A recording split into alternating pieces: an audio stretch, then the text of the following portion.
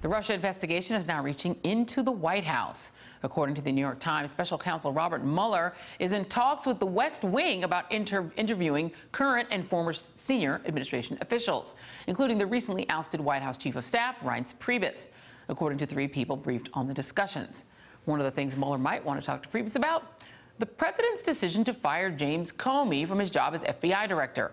Comey testified to Congress that he had a number of interactions with the president, including a February 14 meeting in the Oval Office, in which he said the president, after shooing everyone else out of the room, asked him to back off the investigation of Michael Flynn.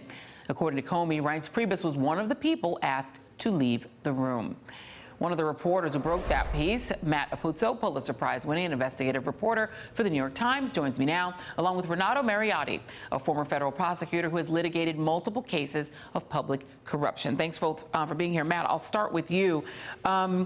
So there aren't any interviews scheduled yet, my understanding is, but what is that process, and how far up the food chain in the White House are we talking about in terms of these interview requests? Well, it doesn't get too much higher up than the now former chief of staff to the president. This is a kind of a back and forth process right now. We're not talking about subpoenas. No interviews are scheduled.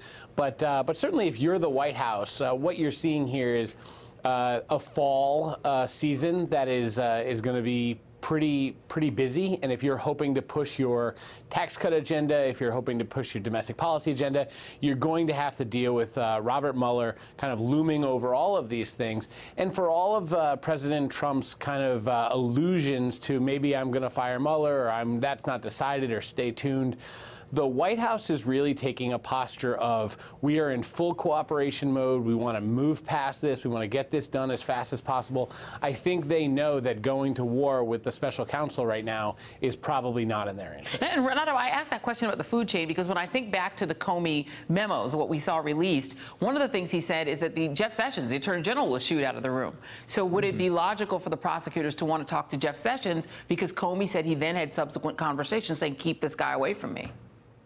Yeah, there's no question that Sessions was a witness to that interaction, that dismissal from the room, which would be important if Mr. Mueller is going to try to prove that the president had a corrupt intent when he fired James Comey, which would be required to prove an obstruction of justice. So I would expect Sessions to be a witness in that investigation. And Matt, do we know specifically if the Comey firing is all that the Mueller team is interested in, or is there more that is related to sort of directly to the Russia investigation?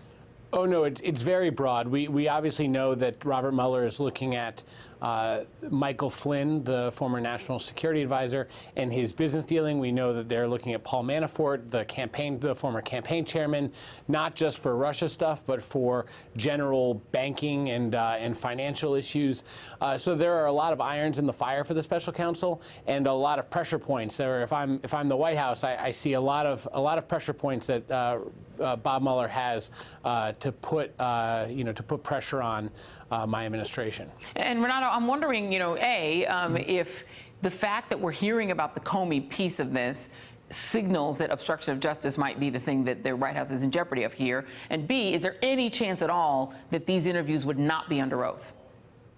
So, first of all, it certainly suggests to me that Robert Mueller has already looked at the documents related to the Comey obstruction piece of the investigation and is ready to move forward on that basis. A prosecutor like Mueller would not interview people until he had already reviewed everything else. So it certainly appears to be a focus.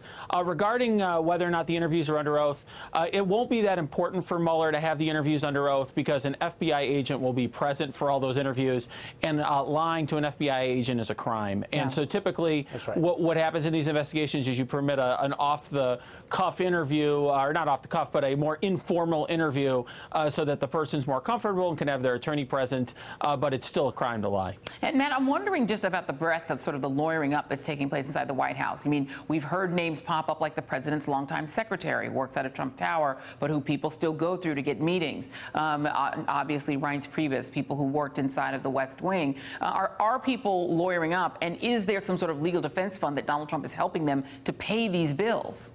Well, so far I'm not aware of any legal defense fund, but obviously everybody is seeking counsel. I mean, and that isn't necessarily a bad thing. Frankly, that's a really smart thing in any sort of situation like this. And to echo the remarks that were just made, clearly we know Bob Mueller has got access to the Comey memos. We know that is one thing that's being looked at, the question of obstruction. And the White House, frankly, the conservative lawyers really believe that the president cannot be prosecuted for obstruction under this sort of unified executive theory of government. That the FBI director really only gets his power to investigate from the president, and since the president has the power to pardon, can he really be, indicted for obstruction? So, there's going to be a legal back and forth, a little legal dancing that occurs if Mueller wants to go down that road. You're the former prosecutor here, Renato. Do they have a leg to stand on, saying the president can't be prosecuted for obstruction? I've got to say, there certainly have to be cases where a president, if he fired an FBI director or tried to end an investigation for an improper purpose, that will be obstruction of justice. You can imagine a president who received a bribe, for example, and ended an investigation on that basis. Is it really under their theory that president would not be obstructing justice, and that just can't be right. I don't think a court is going to go that way. All right. Well, we shall see. Matt Apuzzo and Renato Mariotti, thank you both. Appreciate it. Hey there, I'm Chris Hayes from MSNBC. Thanks for watching MSNBC on YouTube. If you want to keep up to date with the videos we're putting out, you can click subscribe just below me or click over on this list to see lots of other great videos.